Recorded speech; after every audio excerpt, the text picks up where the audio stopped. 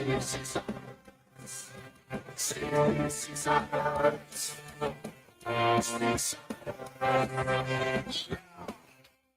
29th of April, 2024.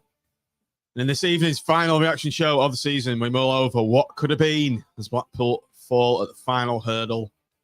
As a favourable result at Barnsley meant a win would have been enough to take the coveted sixth spot in League One. I'm John Aspinall. This is Blackpool match reaction show. Reading 3, Blackpool unfortunately 2.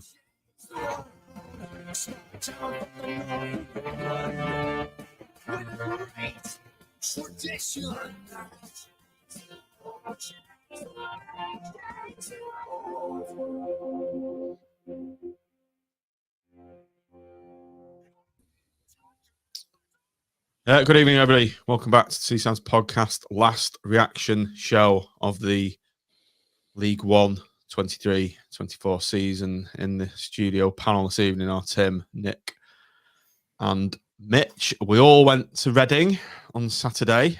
You know the film Planes, Trains and Automobiles. Well, I've penned our journey as coaches, trains, cars and swamps.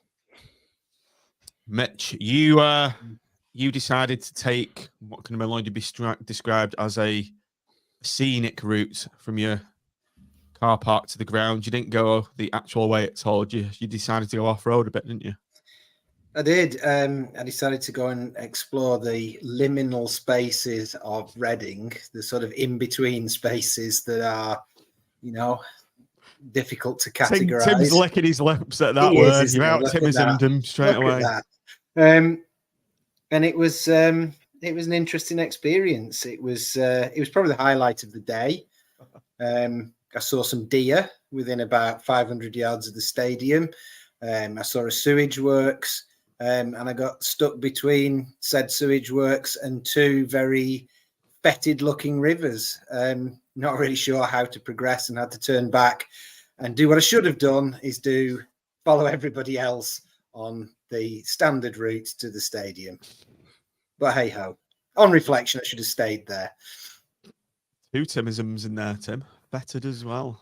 It was. I'm really disappointed though. We had all these beautiful places to stay in the vicinity of Reading without actually being in Reading, and he goes all Middlesbrough on us and stays in a travel lodge, David Brent style, I think, wasn't it? Well, or Alan Partridge style, one of the two. It was very much Alan Partridge style. But again, a different kind of liminal space, really, I think, of motorway services.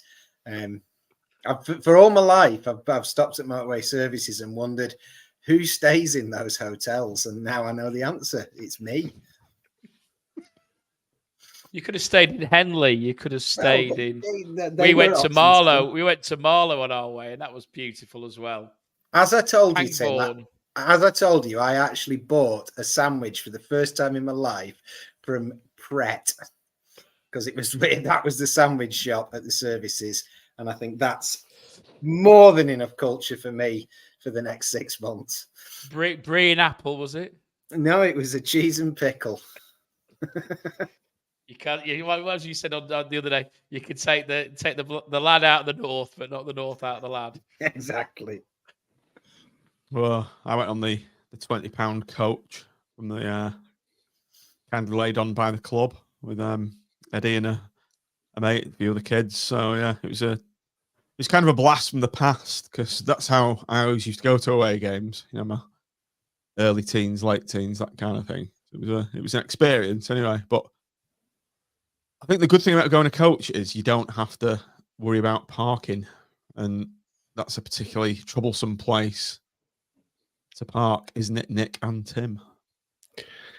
Yes, it is. Well, no, not in terms of getting there and finding the spot. That was all fine. It was when we tried to get back to the car after the match, following Tim's directions on his phone, which was telling us where his car was, and it was nowhere of the sort for some reason. Apple Maps went completely crazy. And the problem is with Reading, it's round the ground. It must be Europe's largest industrial estate. And it's just industrial estate, roundabout, dual carriageway, industrial estate, roundabout, dual carriageway. So we were just wandering along these roads thinking, well, this must be the right direction. And then after about 25 minutes, thought, it didn't take us this long to get to the game from the car. And there was 3 of us. And as we were leaving, Sean, the other lad, went for a quick piss. And rather than wait for him, we said, he'll catch us up. And we kept looking around. It was like, we can't even see him. So we must be lost. Rang him. He said, I've been in the car for a quarter of an hour. What are you doing? So, yeah, it was a nightmare. And then we eventually found back to where we were. And there's a big field behind the car park.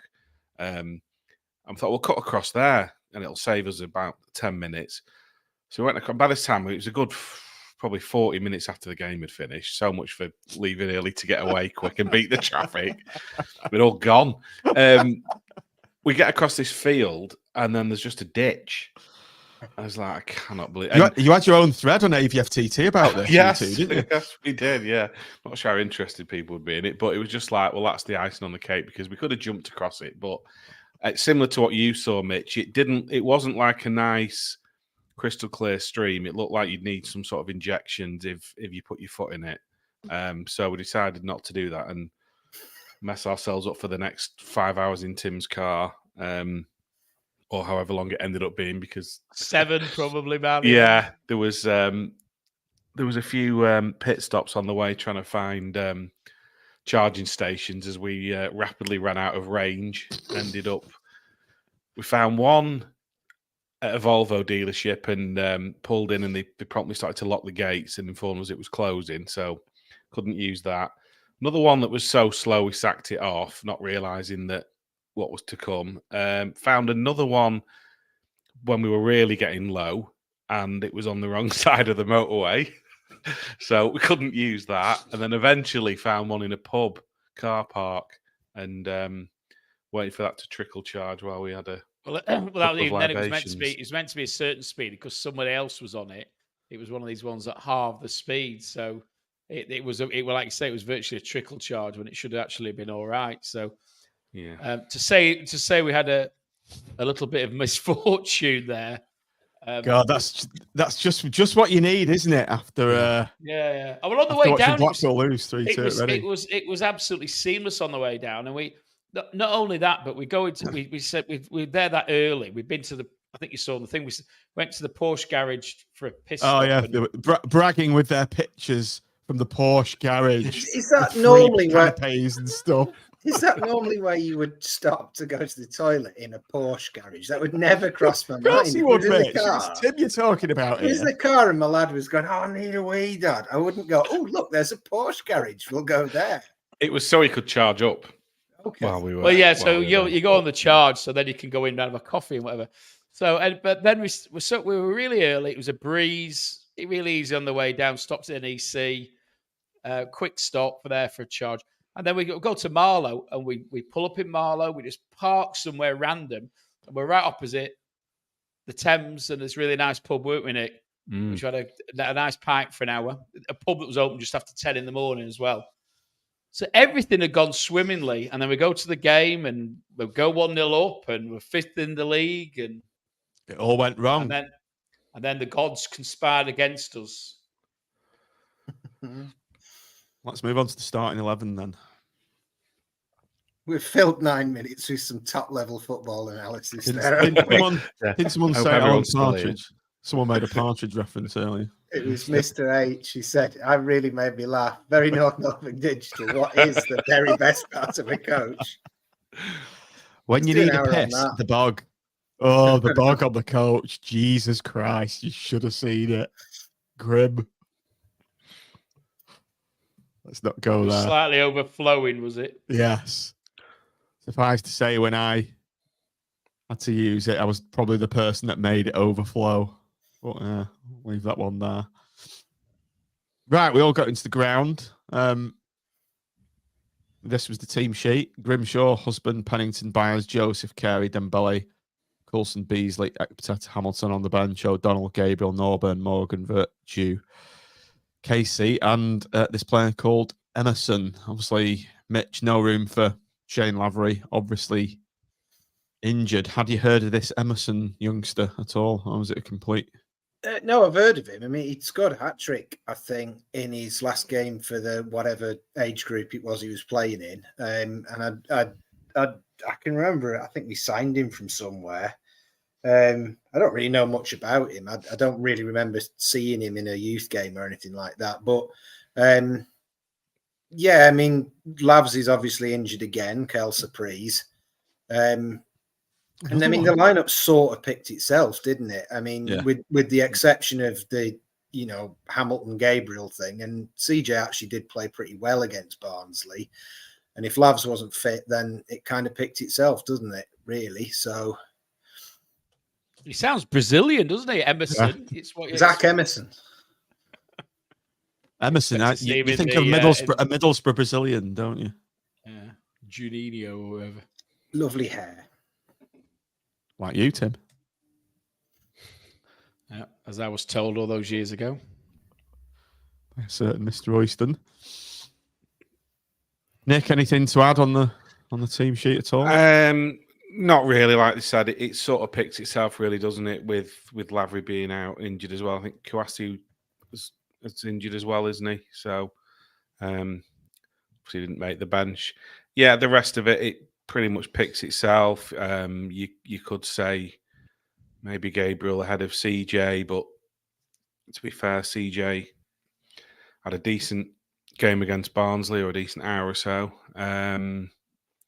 So yeah, overall, I wasn't too disappointed. I think it pretty much picks itself, doesn't it? That team. Oh, thanks, We did have a bit of intel, didn't we, from Raggy? I think that Lavery might not make it. So I wasn't too surprised. I actually was quite pleased in a way, because I actually thought that Joseph would probably be the better player for the game. Shows how wrong you can be. We'll come to that. Okay, started pretty well, didn't it? The main cometh the hour, cometh the man. Although Tim, settled by Carl Joseph. Well, settled by CJ and Carl Joseph. I think you'll find the assist is actually from Carl Joseph. Yeah, no, I know, but I'm not decrying. Obviously CJ's gone down the right, hasn't he, and done pretty well. To be fair to him, he's got the ball across. It's landed at Joseph's feet with his. I think he had his back to the goal, if I recall rightly, and he just laid it off into Dembele's path, and Dembele sort of seemed to strike it with the outside of his left foot into the bottom left-hand corner, right across the goal. It was a sublime finish. Almost what we've come to expect from the little man, isn't it? He's really sort of seems to have found his range, getting a few goals as well as assists, and it couldn't have looked rosier at that point. Mitch, we were stood together, pandemonium when that goal went in, and I noticed on your blog you've got a picture of the celebrations of the goal. I think it's my fist in the air. I was looking, yes, that's my Apple Watch on Mitch's blog. I was just trying to capture, John, was your technology. Thought the readers would enjoy that. No, it was brilliant, and the atmosphere before was great, and there was a sort of, I don't know, an optimism and a sense of. I'd said to you before the game, I can't believe this season, but crap as it's been, has boiled up into an occasion like this, and it was fantastic. And as Tim alluded to before, the goal went in, and a few minutes later, I looked at the table, and it's like, hell, we're fifth. Look at that. And you kind of, you're sort of looking at it thinking, Caddy's on form and we're on form, and it's going to be 5 straight, and we're going into the playoffs now. And, once we're in the playoffs, nothing can stop us. And everything just, for a few moments, everything was just fantastic. And it was, it really was pandemonium. And I know I've not been on the pod that much in the last few months, but when I've listened back to it, we've talked about sort of the muted celebrations for goals, and that was the opposite. Everyone just went mad, and it just kind of petered out from there, didn't it? I mean, I don't really know what else we're going to say about the first half apart from the Joseph miss and their goal. It was just like nothing happened for the next 40 minutes, and then the results just started to go against us, and it just that optimism just didn't manifest, did it? It kind of drifted away, and it was sort of like the season in a nutshell: high expectations, high hopes, and I've put Reading pressure, Mitch. There was it was just building the pressure, wasn't it? 2 or 3 people around me were saying, yeah, we need to not do what we do, which is, play on the back foot and invite pressure, which exactly what happened. And it wasn't a surprise to me when they equalised. Well, not to jump in, but I tapped you on the back and said time to get Matty Virtue on about 30 seconds after we'd scored. Ha ha ha. But it was like we did that in sort of psychologically. We all went into Matty Virtue mode. And Nick, let's come to you. After we'd scored, do you think we've gone in our shell? Obviously, we've had the Joseph chance. It was just worrying, wasn't it? Reading looked sharper to me. They did, and yeah, like you mentioned, you could sort of see it coming a bit. It was just starting to build. And it might have been that they were firing shots over or wide, but still they were getting into those positions, and we weren't really doing much. Like I say, we had the Joseph chance, and if that goes in, then who knows? Maybe we end up seeing it out. But when it didn't, you just think, we're not good enough to defend a 1-0, are we, for that length of time? That's the thing, and it was starting to build, and just before half time, ball comes into the box, and it's a free header for the lad to put it in the back of the net, and you probably say that they deserve to get the equaliser, really. Let's discuss that comment from Steve Hutchin. Tim, come over to you. Reading pressure due to our tactics or lack of quality? I think it's difficult to say to say sometimes, isn't it? The overall view, I think, my view is it's tactics. I think there's this negative mindset that starts at the top, and I think that without wanting to skip ahead too much in his post-match comments, Critchley made an observation. I think you picked up on it, didn't you, Mitch, in your blog? Yeah. That words to the effect of it was okay for Reading. They could leave a player up because they had nothing to lose. And you're thinking, well, I mean, how many times? I can't be the only one who watches us defend a corner and we bring everybody back and thinking, why don't we leave somebody as an outlet further up the pitch? And it worries me, that mindset that defense is everything. And I think there was very much, now whether it was being communicated to the players or not, none of us really know, but most certainly the approach is to be compared and contrasted with what you might expect when your only result that you can possibly have is a win. If you look at last Saturday, we seemed to go out with a mindset that we had to win the game, and it didn't come across at all this Saturday that was the mindset at all. I can only think it's on instruction that if we get 1-0 up, play it tight, because we don't want to risk conceding a goal. But the reality is, if you play it tight, we risk conceding a goal because of the way we play. And I think there was an element. I personally think there's an element of instruction in there. I thought it was now somebody who goes on AVFTT mentioned that they'd gone to watch Barrow, who were in a similar situation to us. They had to get a result. And apparently, whilst they drew and it didn't happen, apparently they threw everything but the kitchen sink at trying to make it happen. And I don't know about the rest of you. Did you ever really think that we threw the kitchen sink at that game? At any point, never. Probably the first 10 minutes we played well, but I never felt that we went there to blow them away. And and whether and even if in defence of Critchley, even if he's not instructed, if he's instructed them to adopt a more defensive position, if I was a player on that pitch, I would be busting the lung. Yeah. You'd be balling. You'd be balling at the team from the touchline, Tim, wouldn't you? You'd be telling them, "Yeah, come on, get forward, get forward. We need a goal." But there was a bit. There was just almost like a resignation as the game went on, that we weren't good enough and we weren't going to do it, and it wasn't to be our day. And I'm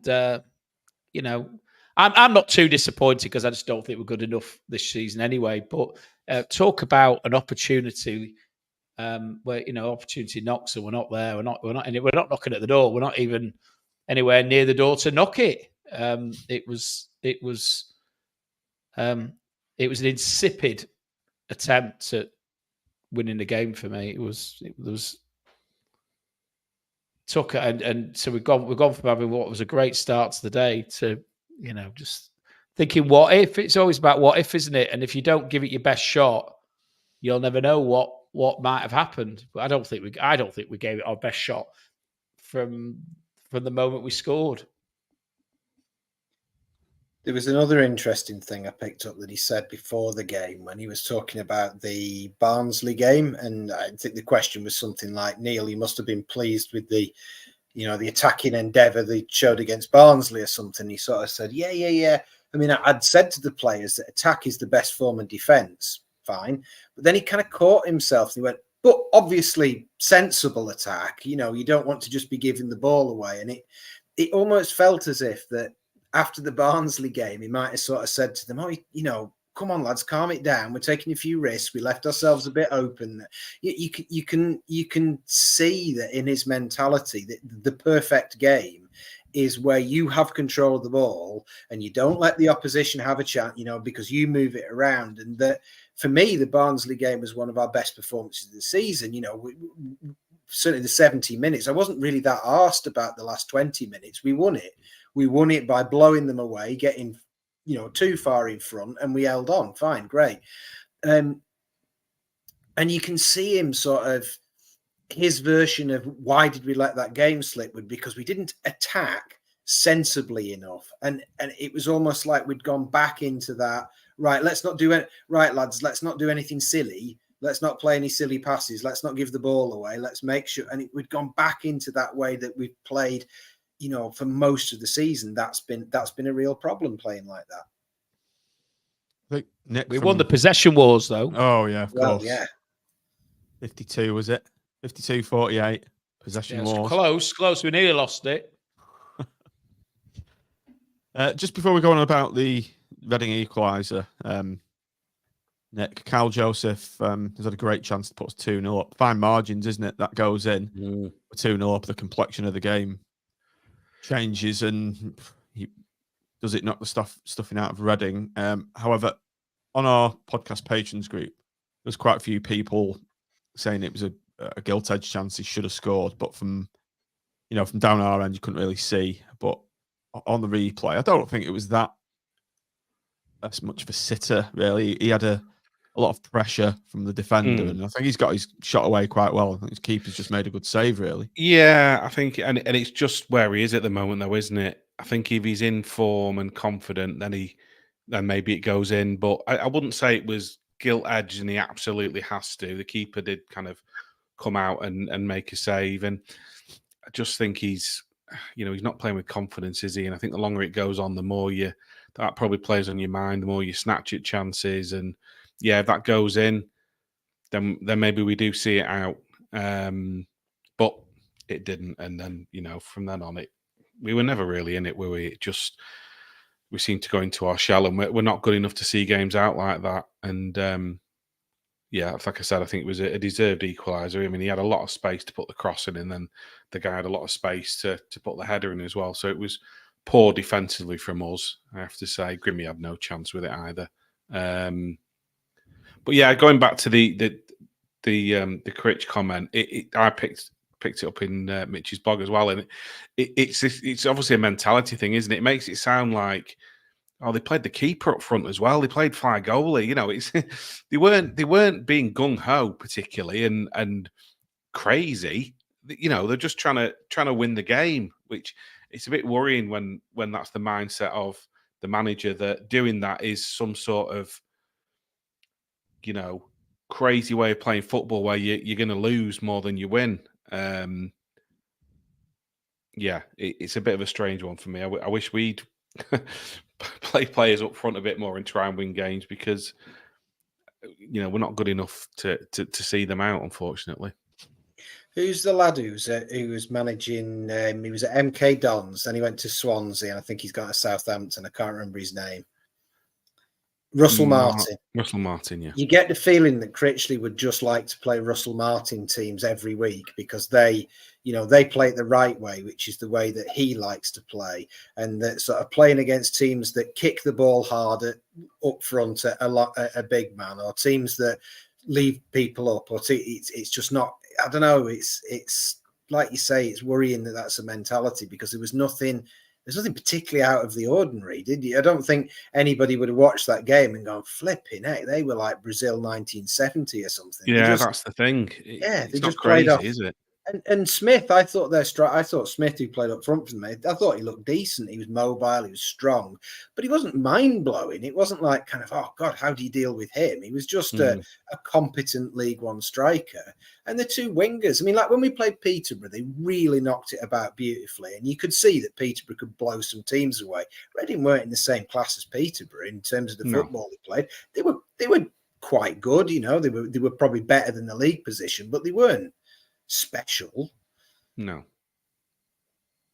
Just going back to the Smith goal, Tim, as Nick said, defensively extremely poor on two fronts. Firstly, was it Pennington? It was just giving him so much space. The guy who's put the cross in, I don't know what he was doing. I was just screaming, close him down. He just like stood 4 or 5 yards away, giving him all the time in the world to get the cross in, and the cross has come in completely unmarked. And was it Jimmy Husband who's just left him? He just left him? Hubby was just nowhere. You talk about being touch tight in that scenario, don't you? So you can challenge, and he was nowhere near. It was basically a free header, wasn't it? He could pick his spot, so it's incredibly disappointing when it's sort of like the 47th minute. What are they doing? What are they doing? Switching off at that time in the game? It's people have got Critch, but Critchley. And that's why I said before. Basic errors.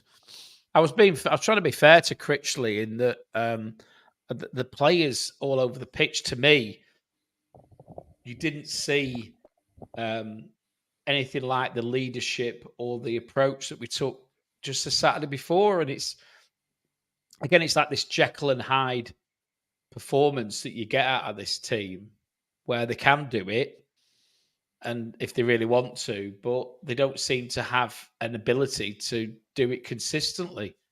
But in a game like that, that's like a cup final. And how can you not raise your game for that game? I think some of the players. I think what was interesting was some of the players looked almost slightly concussed by the occasion.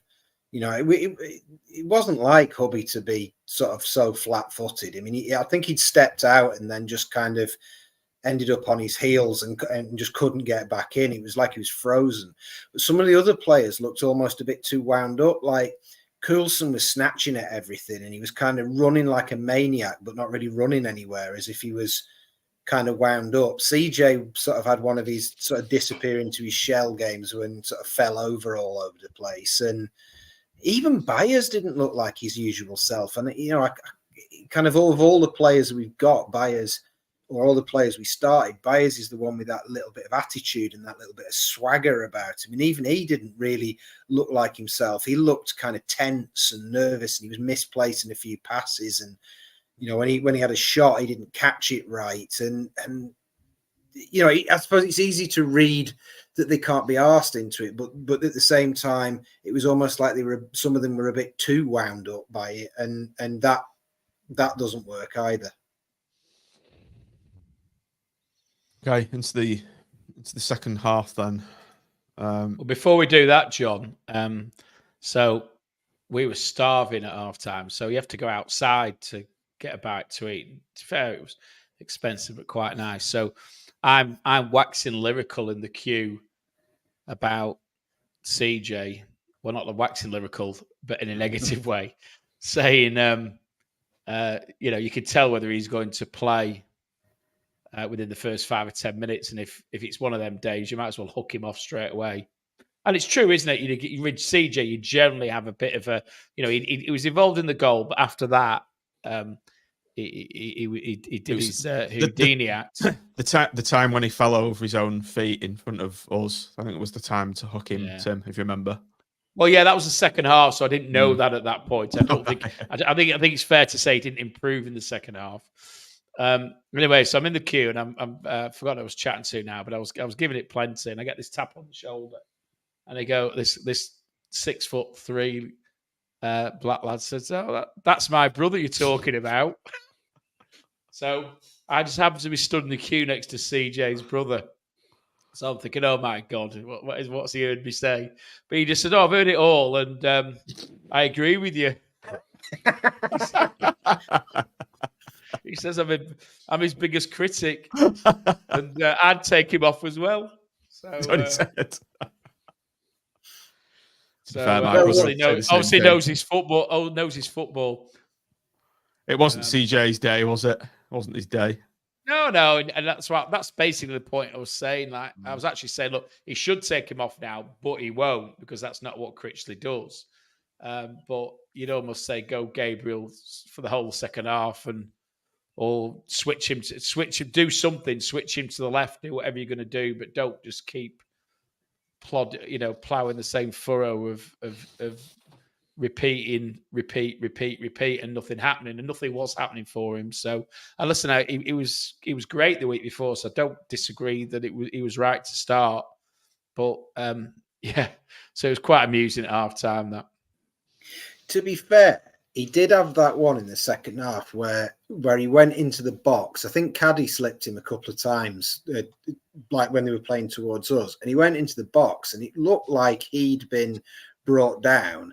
And then the ref ruled that he'd fouled the defender, which was a weird decision and was probably.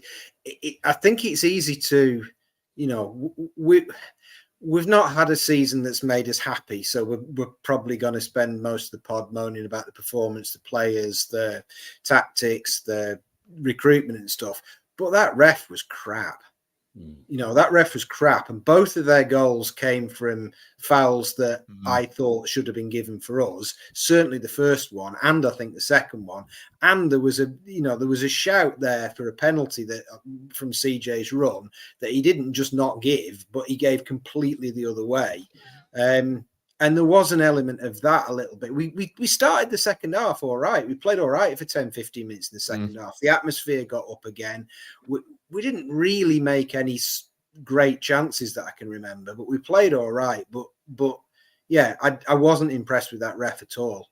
Apart from Coulson's miss, I think it was on. Oh yeah, of course, yeah. Was it around 60 minutes, Nick? I think around that time. I think for me there was a similar feeling as when Dobby screwed that chance wide against West Ham. For me, that was our moment. That was our moment. It was, and when it fell to him, particularly with his finish the week before, you're thinking, right, come on, it's going to hit the back of the net. And no, he said it wasn't easy by any stretch of the imagination, but you're thinking at least hit the target. And when he didn't, you just think, is that going to be it? It's not going to be our day. And you're checking your phone, looking at the other results, and there's teams winning. You're thinking, right, it's just not going to happen. I was thinking, Tim, at the time, like, well, I'm not actually that bothered if they score because nothing's going our way. But I was seriously pissed off when they did score on 68 minutes. It's like Nib's goal. I think it was Mitch's said earlier. There was a ridiculous foul. I think it was on Joseph in the build-up when their guys then body slammed Joseph onto the floor, a bit like Nangele on Jimmy Husband and against Fleetwood, if you remember. When Jimmy was laughing at us as Big Nans got sent off, but not even a booking, not even a foul, not even sending off, and they've gone down the other end and scored. It was a double whammy. Yeah, there's a sense of inevitability about it, though, wasn't there? I think the crowd had gone quite quiet. I thought we were all looking at our phones, weren't we? And I think Oxford were 2-0 up at the time, and Barnsley were winning and and we just seem to have become very pedestrian in the way that we were playing.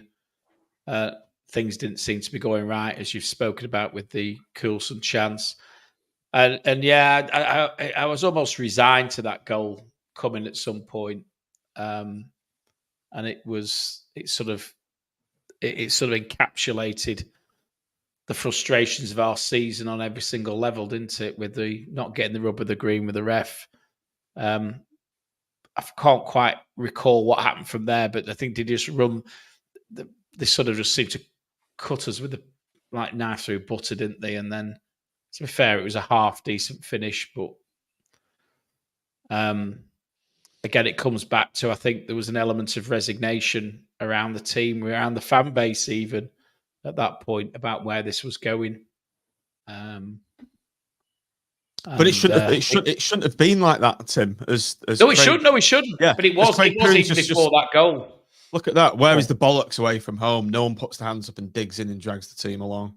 We haven't got that in a set of players. No leaders.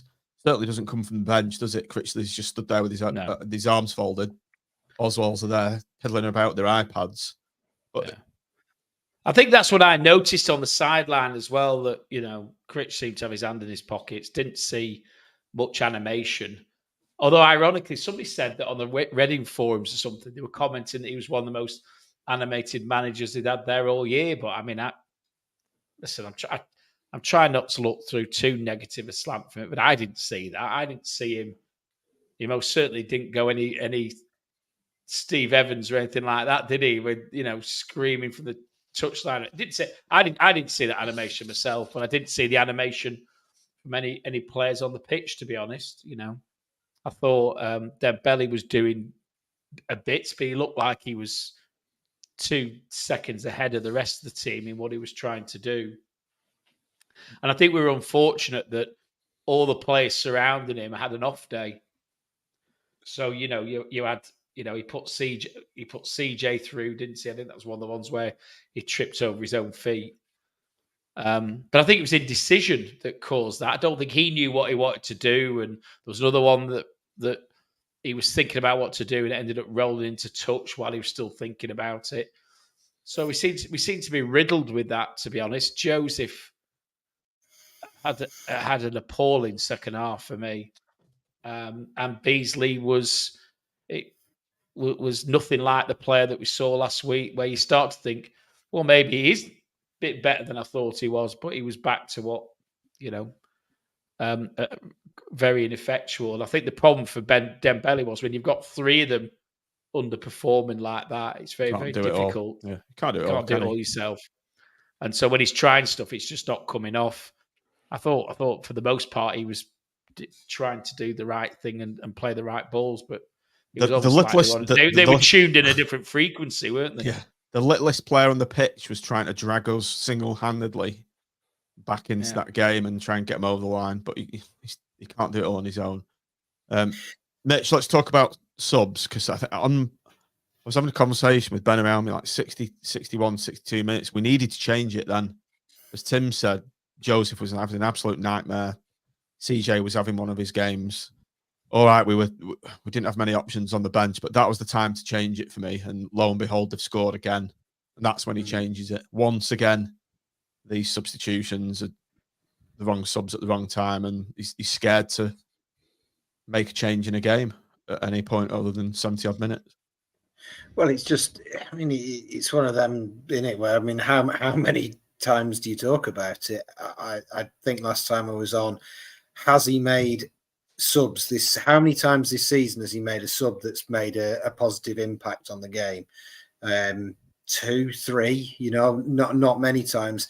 How many times have we been playing teams when they've done something and it's had an impact on the game? Quite a few. On the one hand, I do, I feel a little bit for the fact there were very few options on the bench, but it was just pure energy was needed. There was a lack of. As people saying, just chuck that Emerson on. Well, nothing to lose. Well, I mean, I don't know whether you'd chuck Emerson on sort of 55, 60 minutes, but I think, we you chuck somebody in there. You've got Gabriel, you've got Norburn, and I know people don't really want Norburn to come on, but he's got some presence and he's fresh. You do something, don't you? And we just didn't do anything. I mean, the virtue one didn't come yet, and I think we'll probably finish on that because it sort of summed up the season, didn't it? I mean, it's like, you know, I think sometimes we can be a bit cruel with the stereotype of Critchley as a man with a Volvo and all of that, and the world's most sensible man. But my God, it's like a satire of Critchley, isn't it? Bringing on 3-1 down, you need 3 goals in about 6 minutes to get into the playoffs. So you take off the striker and bring on Matty Virtue. It's like a sarcastic comment on Twitter or AVFT, isn't it? But he made it happen in real life. But yeah, to answer your question, subs too late again. Nick, they've gone 3-1 up not long. Was it 3 minutes after Aziz? Another good finish. That's put the game to bed, obviously, and Critchley has reacted. What 2 or 3 minutes later with the substitutions. Morgan on for Carey. You don't take Carey off when you need to score. You just certainly don't take Byers off for Norburn. Gabriel of Hamilton, you can understand. And then Virtue, Carl Joseph, not long after. Give us your thoughts on those. Well, I echo what the guys have just said, really. You know, it's Matthew Virtue's a wholehearted, honest player, but he's not what you need when you're trying to get into the playoffs with 10 minutes to go, whatever it is, and you need goals. And he was a little bit limited, and part of it will be just trying to, put fresh legs on, I suppose, because there's probably one or two tiring a bit. But yeah, it's been the story of the season, hasn't it? It's kind of this formula where the little reminder pops up on the iPad like half an hour before you're due to have a meeting. It's 70 minutes. You need to make the subs, or whatever it is, and it's a bit too late. And we've talked about it many, many times. Yeah, and at that point, I said to Tim, we might as well get going, because we're just not getting back into it. And like Tim said earlier, there was a bit of me at the end of it. You're disappointed, particularly when you see Barnsley have conceded in the 96th minute, and we could have got in there. But at the same time, there's a little bit of relief in a weird way, because it's like we weren't really good enough to get in there, and we finished 8th, which is where we've been for 98% of the season, it seems, and that's where we deserve to be. It would have been great, but we've kept dragging the season out, haven't we? And we've been saying for a few weeks, maybe just get it done and dusted, because we've been so inconsistent. And while we did go into it was great that we took it to the last game. Hand on heart, we didn't really deserve to get in those playoffs, but it is frustrating when we have the performance that we had, and had we won with it, we'd have got in there. I think it's the story of the season, isn't it? That Reading game. It probably encapsulates the season, really, and get it done, dusted, and the rebuild begins, and it will be a rebuild. And again, in a way, you look at if we had have somehow gone up, how hard it would have probably been next season, considering how hard it was last season. So it would have been really difficult. And I think the other thing is, though, it's going to be difficult in League One when you look at who's come up and who's going to potentially come down. It's not going to be easy next season either. So maybe this was the one where it's been the missed opportunity. But we've not been good enough all season, have we, to say that we deserve to be in that top 6, and we've finished where we deserve to be, really, in 8th place. Can I just jump on with a fun fact based on? I mean, I'd like to endorse what Nick said. I actually quite like Matty as a player. I have nothing against Matty Virtue as a player. He's had bad luck. He's a trier and all that, but he hasn't actually scored in the league for us since. I'm trying to work out when it would be. I'm trying to put a month on it. It would have been around February 2021. he hasn't actually scored a league goal for us. So we're bringing on a player who hasn't scored since February 2021 when we need 3 goals in 7 minutes. I mean, wow. You think the Boswells would have that data on the iPad, wouldn't you? I mean, he has... Go on, Tim. I was just going to say, as been said in the comments, that what the other option was stick Marvel, wasn't it? Stick Marvel to... Yeah.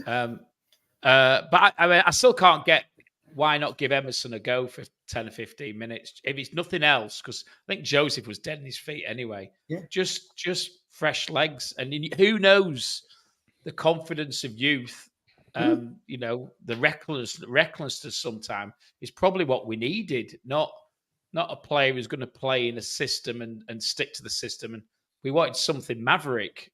That's what we needed at that point. And we've not mentioned it yet, but obviously Gabriel does pull a goal back, rather fluky goal when it gets hit against him. But that's because he was chasing down a lost cause.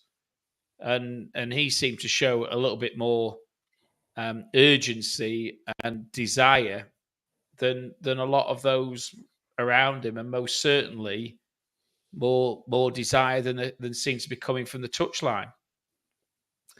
But yeah, you've got, if you're, it is harsh that we've got Rhodes out, we've got Lavry out, we've got Kouassi out, but you've got to make the best of what you've got and improvise. Well, I've said this before, and what I don't understand is I see other teams do it is, if you've got a way of playing, that way of playing relies on certain attributes, doesn't it? So, like, to simplify it, if you've got a striking pair, the big man, little man combo is the typical thing, and you need somebody to be physical and win the ball and hold it up, and you need somebody with pace. And you see other teams do it with the kids, where they go, right, okay, well, we haven't got a fit, fast first team player, so we'll play one of the fast reserve players or youth players.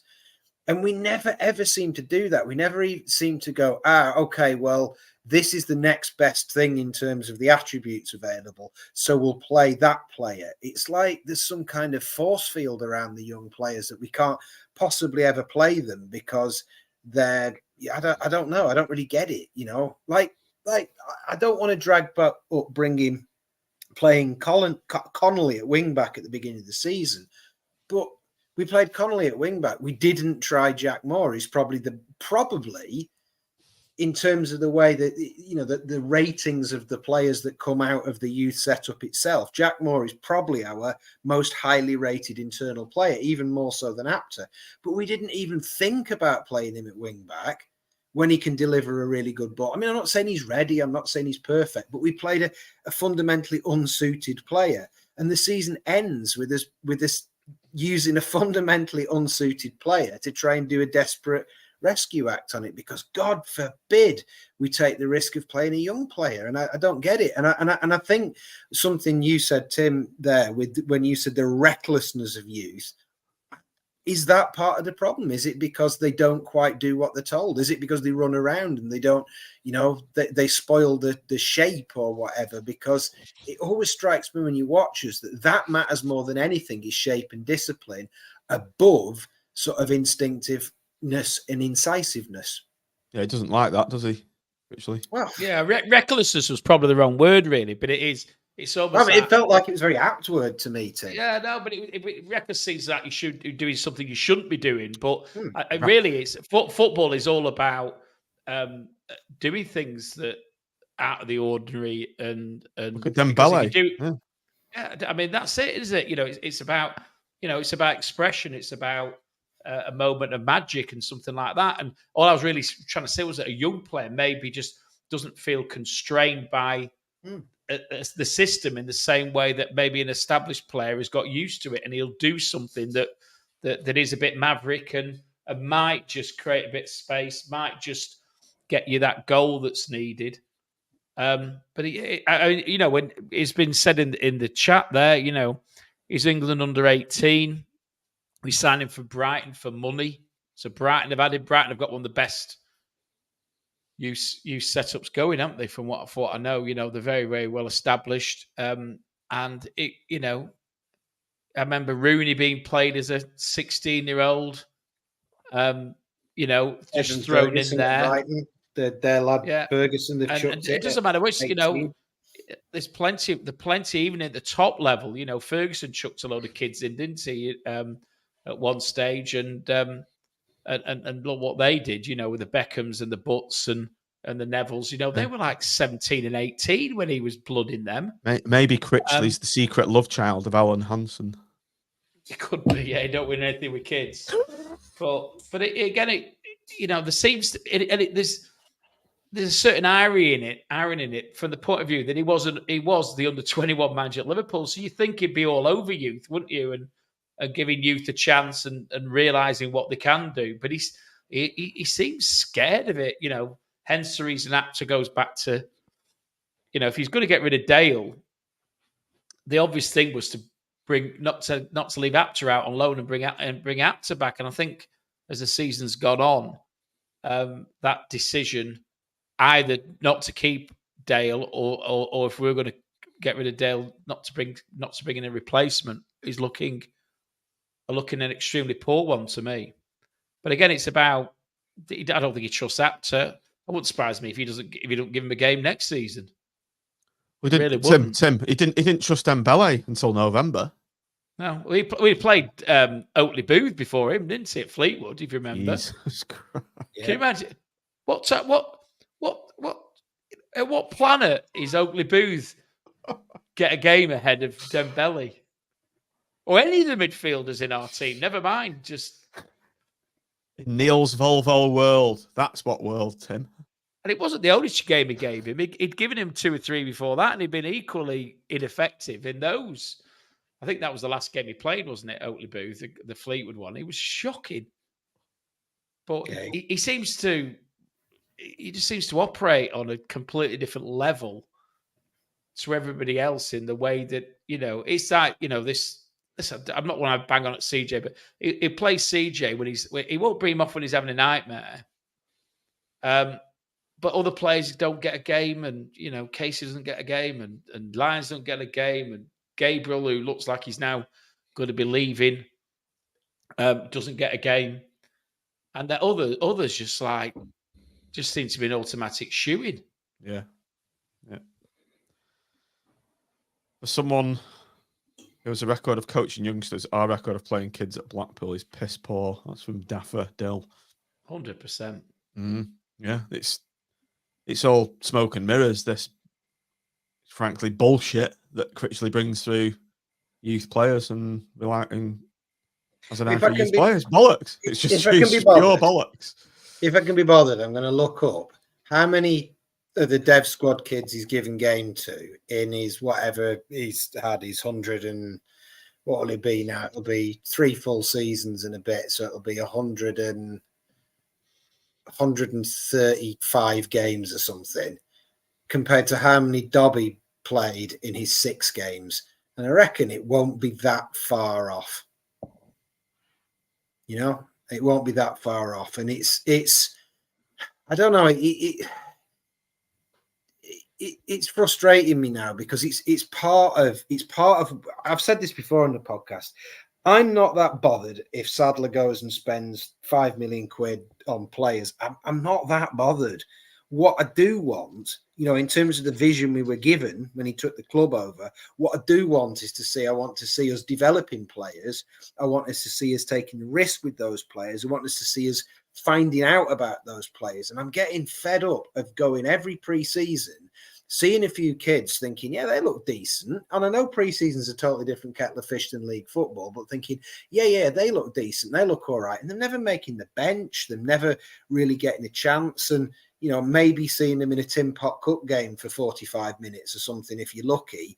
And then going again the next pre-season and seeing the same players and going, yeah, actually, they look even better now. Yeah, maybe they'll get a chance. And they never get a chance. They never get a look in. And then, as I said before, I'm just repeating myself now. We play against teams and you see, I don't know, some 17, 18-year-old kid and you think, yeah, he's good. And then you just go, well, we wouldn't play and we wouldn't do that.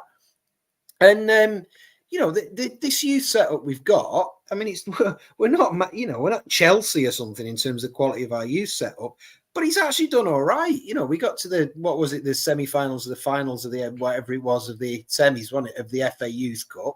We played bloody well against, other very high quality youth teams. There's obviously some quality within that setup. What's like others have said, what's the point in having it? It's part of what I want to see. It's part of the pleasure I take in football. Seeing players come through, and sometimes they don't make it, sometimes they do. But we've just not had that for God knows how long.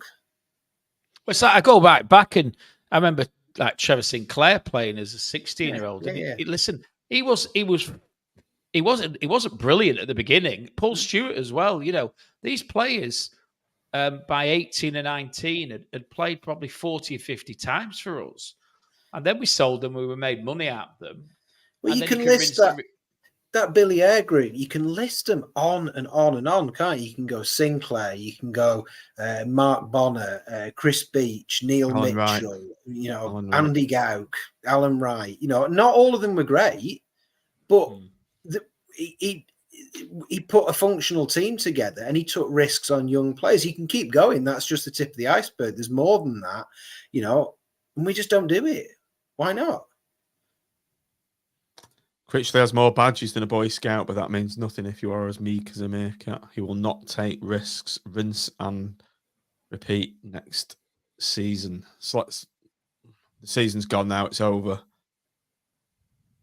So let's move on to the question is, where do we go from here? Can we just not think about it for a few weeks? All right, we'll sack it off. We're going to do a full season review. We'll come to that later then. Let's do player ratings for one last time. Maybe just for old time's sake. Oh, actually, just before we move on to that, I did want to look at the match stats. Tim did bring it up before. We've got a fusion there of the momentum graph and the stats. Tim, we won the stat battle, which I'm so pleased. No doubt we're pleased with.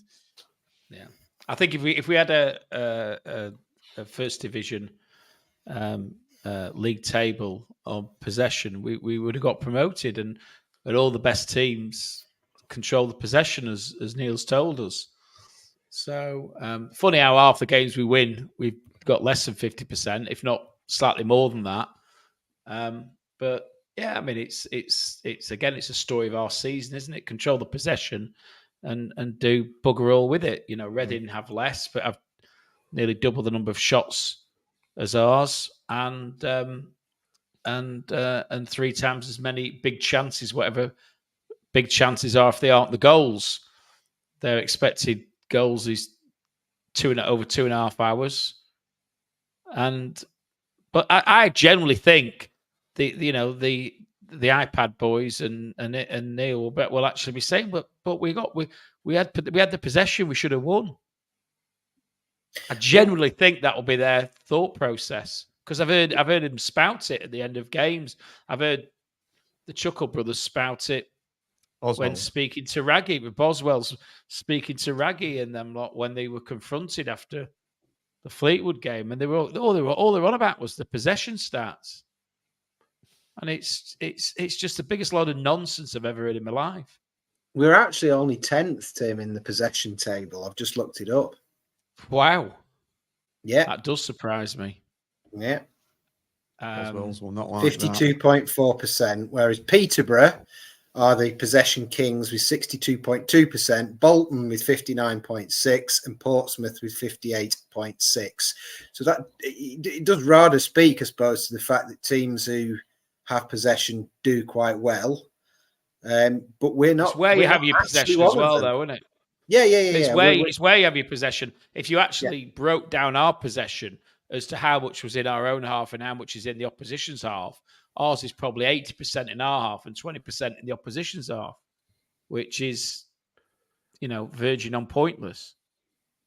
It's interesting, just while I've got the table, is Peterborough have a much higher pass completion rate than us, much higher. So they have more possession, but they're much better technically with the ball than we are, which I think probably we've seen in those games. That's more telling, I think. I would Nick, say so. Nick, have you got anything to add? That's what you can see in front of you there. Just endorse what the guys have said. Like, Tim said, it's where we have the possession. We had the lower possession against Barnsley, but we were far the better team, weren't we? We had it earlier in the season against Wigan, I think 31%, but had all of the big chances. So it's meaningless if you're not in the right area of the pitch with it and doing something with it, and we're not. So it's you can it's a meaningless stat for me, really, unless you're actually scoring goals on the back of it and winning games of football. Would you like a little fun fact about areas of the pitch? We are the 22nd in the league for attacking on the right side of the pitch. Where do you get these stats from? Well, I want to know where you get this little almanac you've got. Like does Biff Tannen give you one? That's Sean. I've got him on. No, I haven't really. I want to make that clear. Rothman's book of stats, or a McGinley book of stats. I just thought it was interesting because you can't really break down the possession in terms of the position on the pitch, but you can break down the sort of the where and how teams attack and have shots from and things like that. And we're pretty bad from the right hand side of the pitch, which is an interesting thing. Was I on the pod the other week? Was I on the pod, or was I talking to somebody in real life? I don't know. I get confused between real life and the podcast. But we were talking about why CJ never cuts inside and shoots anymore. Like he used to do that. It was like a thing when we first signed him. It was like a thing where he'd get the ball and he'd toe punt it ahead of himself, and then he'd cut inside and he'd absolutely slam one at the goal. And he was quite good at doing it. And he just doesn't do it anymore. It's like he's lost that skill. He scored a really good one. I want to say away at West Brom, but it might not have been West Brom in the Championship. It was after he'd been out for ages, and he'd come back in, and we were all going, "Oh bloody hell, he's picked CJ. Why has he picked CJ? Bloody hell!" And he did one, and he absolutely slammed one home. And he scored about 4 or 5 of them when we first signed him. But I just thought it was an interesting statistic that we're not having impactful attacks from one side of the pitch. He's gone from a potential Thierry Henry to Henry the Hoover. Shall we listen to Critchley's post-match? It's 5 minutes. No. Not if we're doing player ratings as well. I've not got the will to live. Okay. Shall we even bother with doing player ratings? No. Just give do man of the match, Dembele. Yeah.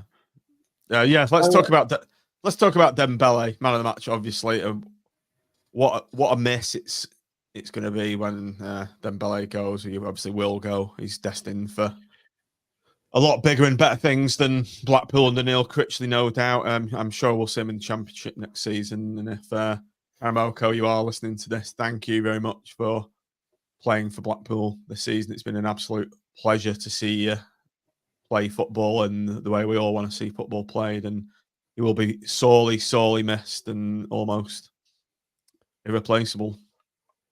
He put a lovely message on Twitter as well today, didn't he? Thanking the club and Blackpool fans for the support that they're giving him this year. And I think it's important for a young player when they're trying to make their way in the game that they are supported in what they're trying to do. It reminds me, he's obviously a bit younger, but reminds me a little bit of Charlie Adam when he first came, where he'd been given a bit of grief at Rangers, and he subsequently got grief at Liverpool for wayward passing. But sometimes you've just got to enjoy the moment, haven't you, with these young players? And Dembele, some of the stuff Dembele was doing with the outside and inside his foot and curling balls around players is just something we just don't normally see. And it was quite a privilege, really, to watch him, I think, for most of this season. I don't know if I've seen a player like that, Mitch, since the likes of Wes Hoolahan. I think he's the most comparable player. Yeah, and what makes him... we've had a few players maybe would aspire to be that sort of player, and players who've been special and exciting. Bowler was some player when he was in full flight, and I don't know, somebody like Poveda was certainly a talented player, but I think Caddy is he's consistent with it, well, Mitch. Well, the other two you just mentioned, they blew hot and cold, didn't they? He's consistently on that level. Like Wes, he can dribble in a way, like he can just pull himself out of these impossible positions. Like that was the thing. Caddy and Wes share this thing in common where they like dribble into groups of players, not away from them. And you think, what are you doing? And then they come out the other side with the ball and you think, how did they do that? You know, and both of those that had that play. And he's also, like Wes, his vision and his ability to thread a pass or play a ball is just, it's the combination of those two things. We've probably had players who dribble as well as Caddy, and we've probably had players who pass as well as Caddy, but very few players who, like him, do both. And I think Wes is probably the player you would go back to as that player who can pull strings and dribble and you know, and ping one from 25 yards and put a corner and on a sixpence. And just what a player, and what a bloody tragedy. And I'm sorry to sound like, you know, Sean McGinley reincarnated, but the most worrying stat for me is that I think Caddy's had 21 goals or assists. Rhodes had 18 goals or assists. It only leaves 25 goals that haven't had something to do with Caddy or Rhodes, and they didn't really play that much together. So, you know, that's a little bit worrying. When you take those two players out of the season, we're left with 25 goals. I mean, Tim, look at that, 13 assists. 13. I think what really stands out to me is how many. You know, I've got what was his goals? I can't see it there. Got 8 goals. 8. I mean, that's not a bad return from a midfield player. And I think if he didn't play the full season, did he? He started 29 there, and for me, you know, he arguably should have started 8 to 10 more. Well, if he started those 8 to 10 more, Tim would probably be in the top 6. Well, yeah. I mean, if he started against Wickham, I think we might have been in the top 6. So. What an incredibly foolish decision that was. I mean, who rests a 21-year-old at the business end of the season? It's just absolute nonsense, isn't it? Don't rest CJ, does he? No. Don't rest any other players that he wants to play. It's foolish. There's only one word for it, and it's foolish. You know, it's a game you need to win. And you know, we can go back and look at other games, but that Wickham one will always stand out to me as where, you know, you need your best players on the pitch. We don't have Rhodes because he's injured, and what do? We drop the guy with the stats like that from the pitch to give him a rest. Utter foolishness. I think it's going to be interesting to see what he's going to be like with better players around him as well, wherever he ends up. Because as you've said so many times this season where he's done something brilliant and then he's looking for a pass and there's just not a player on the same wavelength. If we'd have had, you know, maybe a couple of young pacey strikers, it could have been a completely different story, because so many times he got into good positions, but you can't expect him to beat 5 men and score himself every time. And he's looking for the ball and it's not on a lot of the time because he's thinking 2 or 3 steps ahead of anybody else on the pitch in a tangerine shirt, and there isn't the ball there to play through to them. So if he's got those type of players around him, and it'll have done him a hell of a lot of good playing all the games he has done for us. I know he should have played more, but prior to that, a lot of his career had been as a sub, hadn't it? This is probably his first sort of full season, if you like, to a point. So it'll be interesting to see where he ends up, because if it's in a decent attacking team with good players, then he'll be absolutely phenomenal, I think. There almost seems to be an assumption that he isn't going to stay at Brest, doesn't there? Where, you know, I don't know if there's any suggestion that he might end up playing back there, but Leeds seem to have been sniffing around, don't they? And the scouts from other clubs must have surely seen him and heard about him and had reports about him. Surely someone's going to pick him up. He's blown up on Twitter now. It's like the thing, in all those I don't know, sites called Sport Bible and Football Insider and all that. They're all sharing pictures of him going, "No, this guy's really good." He's definitely a known property now. He was still a relatively this, wasn't he? Sorry, John. No. Go on. Well, even if it's like £2 million, what's that for a championship club nowadays? It's a cheap punt, isn't it? Really. They spend a lot more than that on players in the Championship. So I'd be surprised if he stays where he is, because I think if there's 6 or 7 clubs interested, it becomes a bit of a bidding war, doesn't it? And he'll I think he'll end up moving. Could have possibly signed him had we gone up this season. Who knows? Yeah. We've got Rob Apps to come back, don't worry. Matty Virtual signed a 5-year contract. We're sorted. We've got the same agent. Build a team about Matty and CJ. They probably share the same agent. Who's probably also Neil Critchley's agent as well. He got a nice 4-year deal, didn't he? So just before we go, then let's talk about the future of the manager. Obviously, Simon Sadler said what he said in the middle of the season about he's going nowhere. Do you think he's changed his mind at all? I don't think he's changed his mind. My feeling is that I'm genuinely very pro giving a manager time, and the facts of it is that stability is generally a good thing for success, and generally success comes to teams who have managed in place for a longer time. I do feel though I feel like the point of getting Critchley back was that he was a shortcut to the success that we need, because the idea was, well, he can come back in and he's worked with most of these players and he's got a tune out of them before, so he can come back in and he can do it with them, and that seemed to be the point of getting him back in. And we're not in that situation. We are going to have to lose 9-10 players, and we're going to have to get 9 or 10 new players in.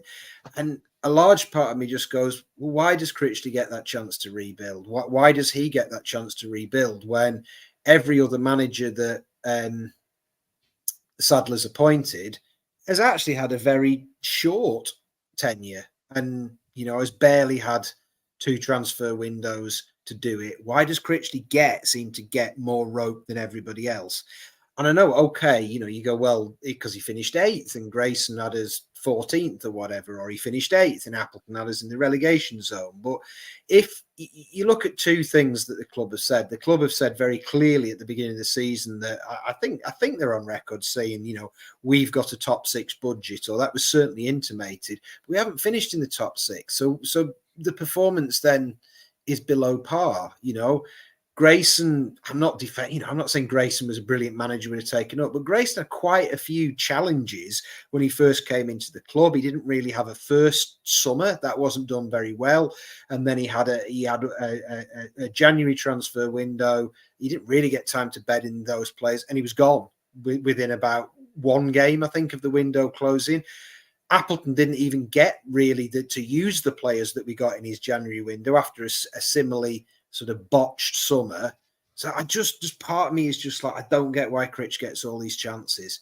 He'll stay. And, who knows? He might put a really exciting attacking football team together made out of all these thrilling young players, and, he might prove us all wrong. But I thought last summer it was time to turn the page and have a completely new start and build around something new. And I don't see why it's not the time now, but there we go. The other 2, Tim, Nick, what are you thinking? Similar to Mitch, really. I think, I think there's a lot to be said for continuity, and, sometimes it does take time, but with the style of play that there's been this season, it's got to change and it's got to improve. So I don't think, whilst Sadler still is around next season, I think if we get off to a poor start and there's all of this passing it around the back and it's not happening, I'm not sure how long it will be before he loses patience with that. Maybe, I don't know, into October or something like that. So I think he's going to have to get off to a good start, or at least be showing signs of playing a more attacking style of play where you can see what we're trying to do, even if it doesn't always come off. Or else I think it's going to get a bit Andy always uses the word toxic in the ground, doesn't he? But I think people will pretty soon get fed up with it if we're seeing some of the types of performances that we've seen this season. It's going to be a largely different team, I would expect. So who knows? I seem to say every transfer window, this is a massive transfer window, and here we are again. It's another massive transfer window, and it's a bit of a reset and rebuild. And it looks like it's going to be with him. So we'll see, I suppose. Just not very exciting, is it? You want to be going into a season sort of like really, really looking forward to it. And I think there needs to be some real sort of intent in the transfer market, and that we're going to give it a good go. Because as I said earlier, it's probably going to be tougher next season than it has been this, with the teams that are going to come down and the ones that have come up. So if we're going to be there or thereabouts, we're probably going to have to be spending quite a bit of money and getting probably 8 or 9 or 10 players in. Tim, Dennis in the chat has just took the words that were about to come out of my mouth. Those famous words spoke by Phil. It must have been 2 or 3 years ago. We're just stuck with him. He's done a complete reversal. I mean, my observations are as follows. First of all, I think Critch has been quite lucky this year because the crowd haven't got on his back. I think part of that is down to the fact that the home form has been pretty good, and we've saved up most of the really abject performances for away. So it's the long-suffering fans who travel up and down the country who've really borne the brunt of Critch ball. I think Simons will be incredibly disappointed because I think at the start of this season, he felt that Critchley was the answer to weave the magic that we saw in 2021 with what I still think was quite a decent squad. And I think it's been mentioned in the chat, the chat aside. I think he's damaged goods, Critchley. I think his experiences, particularly at QPR, of impact on his approach to football. I do think Simon's going to stick with him. My concern is I don't think we're going to have a better squad next season. I'd be surprised if the squad overall it will be as strong as it has been this year. So that's a worry. Are we going to end up as a bottom half of Div 1 team? I don't think we'll be relegation fodder, but the concern is, are we going to be looking at real mediocrity? If we think this season's been mediocre, I think we might be in for a shock next year. If I was Simon, if I'm going to keep him, which he said he's going to, albeit that was around Christmas time, so things might change, but I would insist that there's a change in support for him. I think he needs somebody with football experience, not just alongside him, but having a real impact in what goes on. Someone like Gary Bowyer, even, I think, would be a massive, massive improvement on the Boswells, and they've got to go. If we start next season with that three together, I think the crowds are going to be 2,000 down. But there's a feature of this. It's not just the odd person saying, this is boring, this is tedious to watch. It's a widespread view among the fan base. It's not just podcasters and AVFTT. There's a real sense of how dull this is from all the people I speak to, and that is going to have an impact on season tickets. And Simon's going to have to be prepared for that. I wouldn't be surprised if we're 1,500, 2,000 down on this season, and that's going to impact on the atmosphere in the stadium. So they're going to have to do something on the pitch to get people back in, and for me, that starts with the backroom staff, and we can't have this again. And I'm sure Simon knows we can't have this again. Well, on what you said, Tim, there, which was spoken very well, was, I don't know about anybody else, but the prevailing feeling I felt at the final whistle after the sort of, the initial disappointment, or well, probably was over the disappointment by then, because the disappointment came a bit early. It was obvious we weren't going to do it. But the prevailing feeling I had as I walked out the ground was, thank God that season's over.